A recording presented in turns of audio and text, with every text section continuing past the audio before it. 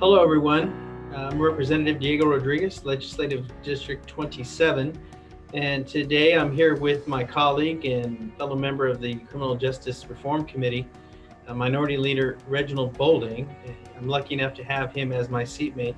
We both represent Legislative 27, so Representative Bolding, if you could say hi to the folks, and then we'll get right into a very important hearing that we had yesterday. Again, thank you, Representative Rodriguez. Again, my name is State Representative Reginald Bolding, House Democratic Leader here. We have an awesome show today just to talk a little bit about some significant issues that are taking place in our state, being led by Democrats, and I think you guys are in for a treat. Thank you.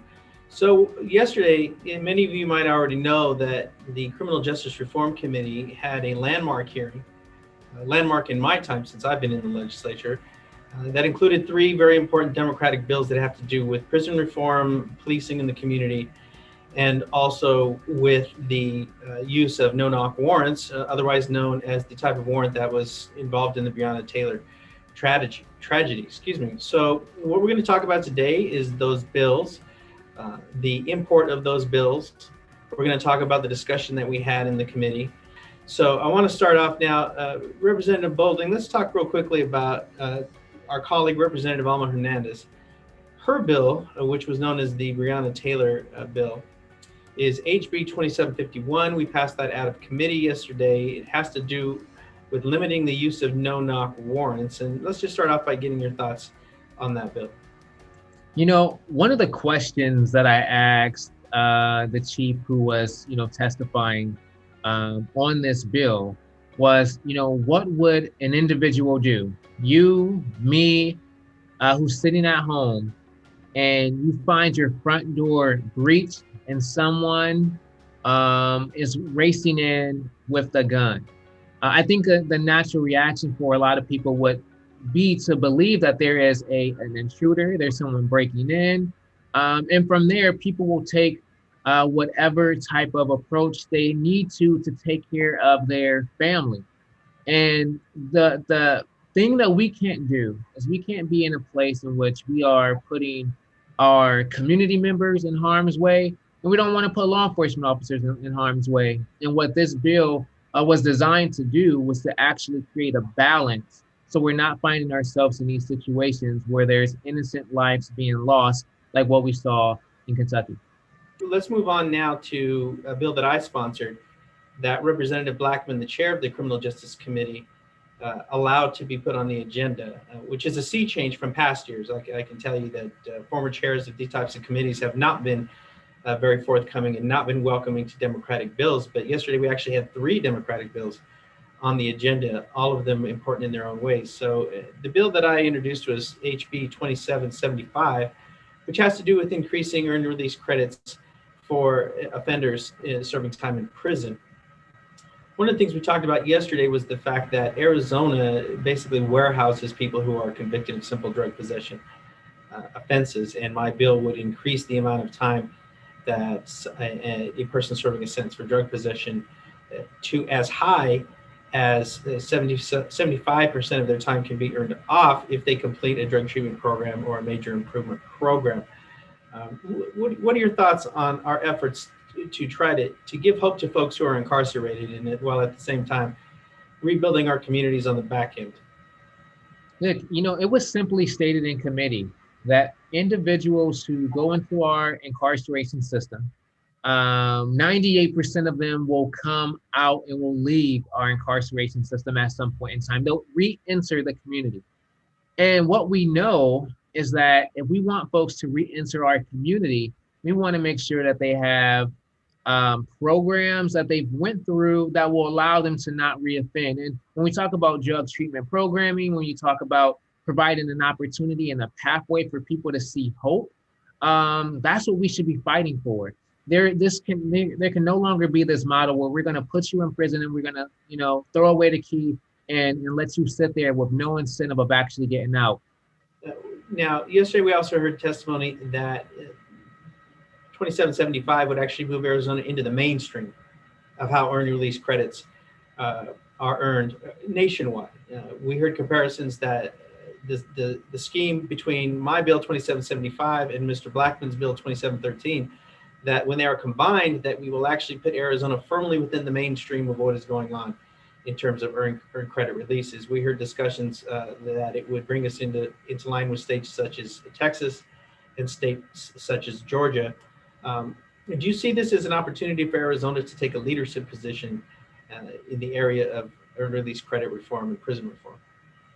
You know, Arizona has led the nation in terms of incarceration rates for too long, and now is the time for us to step back and say we can do this better.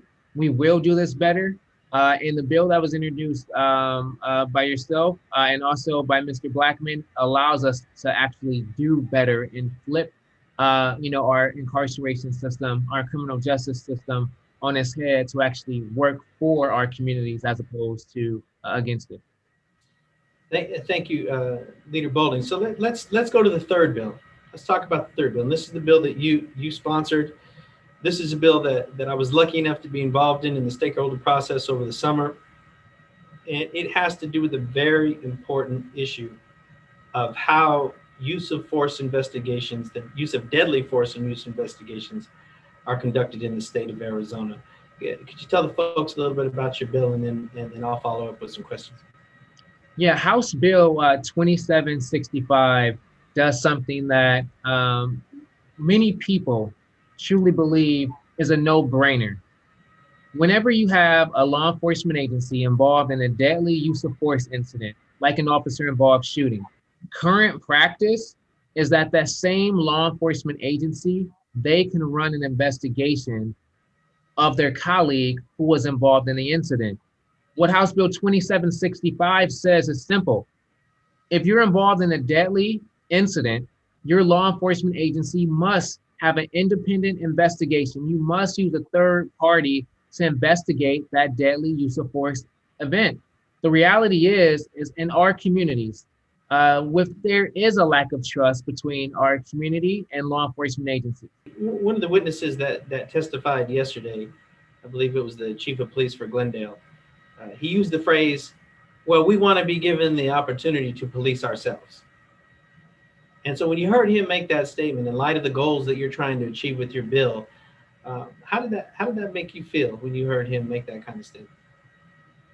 You know, the community has witnessed that for several years. They've witnessed officer-involved shootings.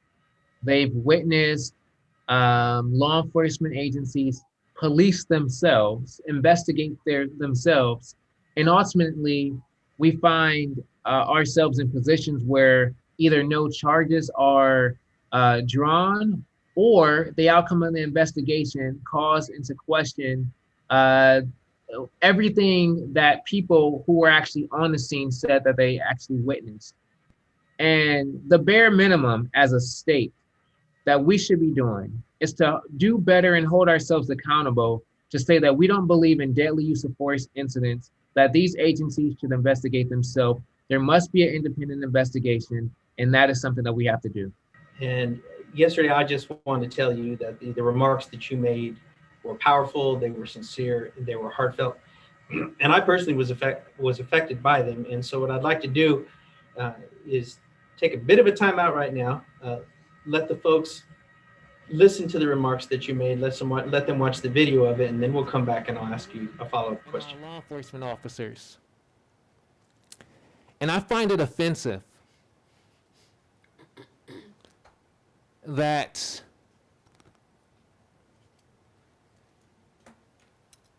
our community witnesses officer-involved shootings more often than they need to.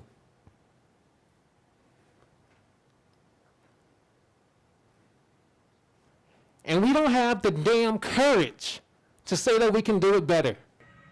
I mean, I don't know if I've heard a more powerful set of remarks from another member since I've been a member of this legislature. And you could literally hear a pin drop in the room as you were speaking. As a as a Black man living in the United States, after hearing the testimony from some of the law enforcement officials who were there, after hearing some of the criticisms that they lodged against the process that you led to develop this bill in conjunction with stakeholders, if you could just reflect now after you've had a few hours. While giving those remarks, it really brought back one of the reasons why I decided to run. My first year here in the legislature was right after the shootings that we saw in Florida and St. Louis, and they just continue, and you continue to see unarmed Black men who comply still get shot.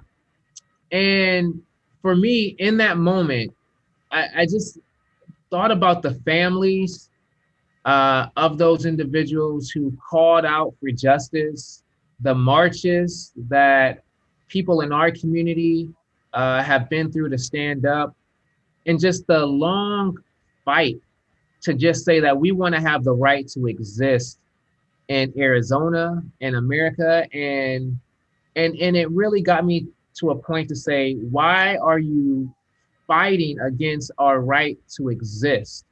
And that combined with this notion that